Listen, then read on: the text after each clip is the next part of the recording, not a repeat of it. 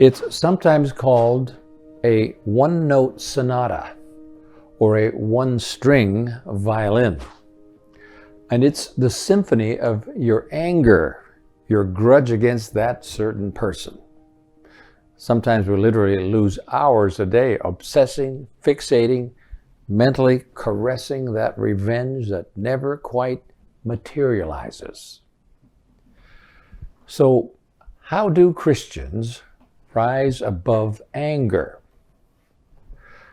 She was one of the top radio shows in America, a Jewish lady. I actually stood next to her at a National Religious Broadcasters Convention as we both received media awards from the National Religious Broadcasters. She was a Jew, me a Christian. But you recall that later she took quite a terrific beating in the world of social media and public relations for something she said that was politically incorrect. But I have to make a confession. I do like a book co-written by this certain radio personality named Schlesinger, better known as Dr. Laura. Remember? There's a fair amount of insight to be found in this volume entitled The 10 Commandments, the significance of God's laws in everyday life. Well, we did a radio series once sharing some material from chapter 10 of her book, which deals with the temptation of coveting, being discontent with the things we have, and the resenting of other people for the things they have. Of course, the tendency to hold a grudge, to nurse a grudge, is part and parcel of that very temptation. So, dipping back into our radio archives, here's an anecdote about her illustrating the dilemma.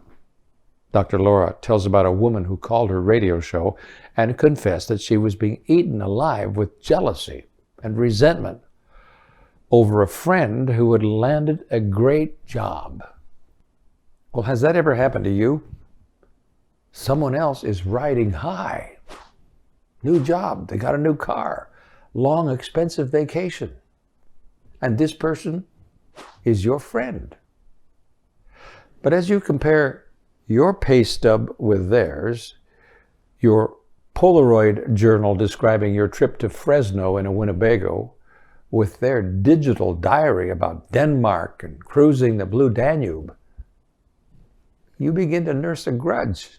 And you cry out to anyone who will listen, I've got to nurse this judge because it's sick.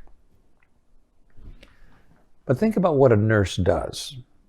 He or she hovers over you, at least in the days before HMOs, paying attention to you. Are you comfortable? Can I get another pillow for you? Here's a pill to shrink your swelling or mask your pain. Here's a drink of water. Here's a tray of yummy cafeteria gelatin. They make you the center of attention, the focal point of their own lives. And when we nurse a grudge, isn't that what we do? We pay endless attention to the hurt, to the envy. We play a scene over and over in our minds, fluffing up the pillows around our pain, feeding our bruised ego all sorts of medicines so that it can grow and flourish. We don't want to let our grudge check out of the hospital. Oh, no. But we want it to be as healthy as possible in the intensive care ward. So we're advised to put our minds to other topics, other interests. Don't nurse a grudge and feed the hungry lions of resentment. You know, that's where the hard debate begins. How in the world do we change a mind when it's our mind? Here's a tweaked follow-up line to that bit of country western wisdom from Hank Williams. I can't stop hating you, it's useless to say, so I'll just live my life in dreams of yesterday. Do you remember that part? And sometimes when we're angry, we make a conscious decision to keep focusing on that bad dream of yesterday, that negative memory. We choose to resent, and to be continuously mad. Now, why? Again, let's reiterate, and it seems strange to face this reality. Resentment is an enjoyable thing. It's a feeling of self-righteousness, of self-pity, of self-excuse. And self is one of our favorite words. We all like a bit of pampering, even if we have to do it ourselves. Eric Hoffer, a U.S. philosopher from a few years ago, observed, tongue-in-cheek, in his book, The Passionate State of Mind, I'm quoting, "To have a grievance is to have a purpose in life." Someone once noted that to keep a good feud going takes a lot of work. And sometimes we find that work almost pleasant. And yet, as we face up to what God wants us to be, as we consider the poison effects of long-term resentment, deep down we know we need to be set free. Especially as we try to measure how the church is hurt, how God's missions in this world are hampered by our hatreds. What does Dr. Laura Schlesinger recommend to her jealous caller? I'm quoting, "I suggested she throw a congratulations party for her," she writes, "or send her a congratulatory note, or something that would express the exact opposite of what her envy might lead her to do." Would that be hard to do? Write a note of praise to that person whose triumph makes you boil over. That's a tough diagnosis, Doc, and an even tougher prescription. But notice how it turns out. Each and every time I've made this recommendation, Dr. Schlesinger writes, the caller expressed immediate relief from the ugly burden they'd been carrying, as well as a more positive feeling. In contemplating the good deed, their minds returned to good thoughts. Not only do good thoughts usually result in good deeds, good thoughts can resurrect good thinking. Here then today in part 7 of this series. This is our goal for the day. Today. Determine not to nurse your hurt. When we nurse a grudge, what is our mind filled with?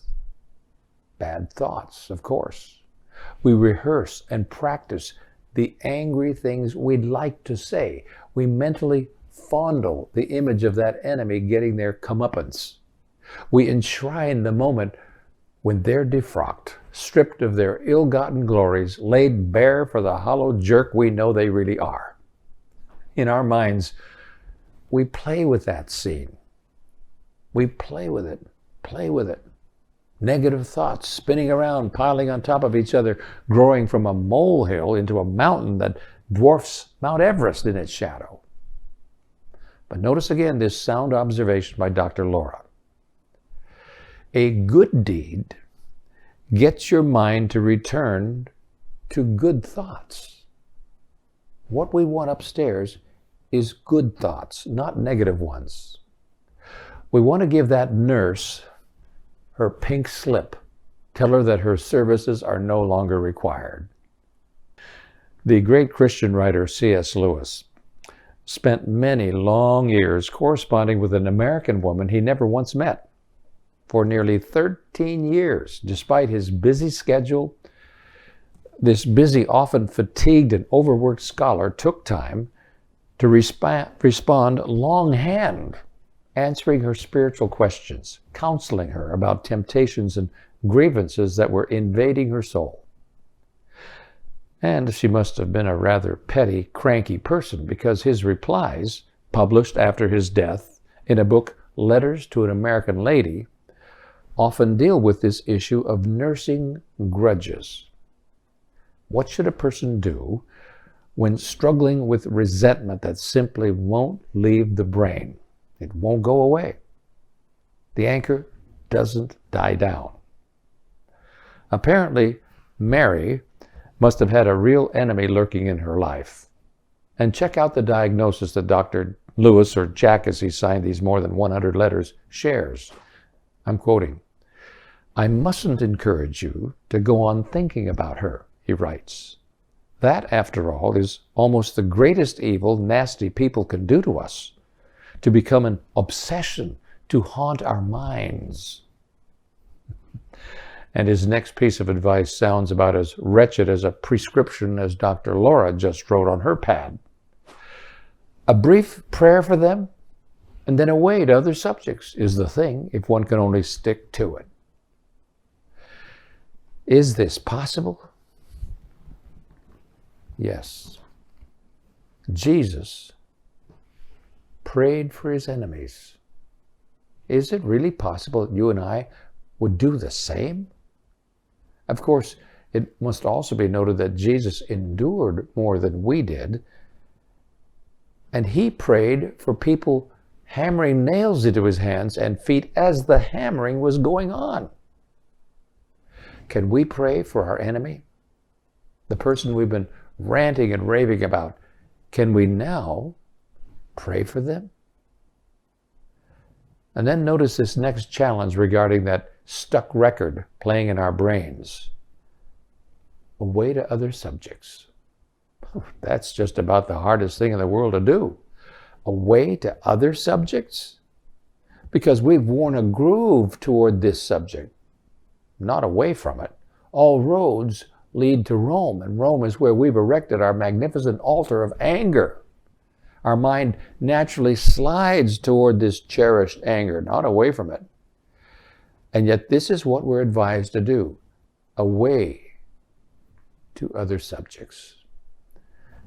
Dr. Lewis wrote that particular letter, and listen to this date, on March 10, 1954. 16 pages later in the book skips us over to June 21, 1955, more than a year later. And the lady's grudge is still in ICU, getting a lot of attention.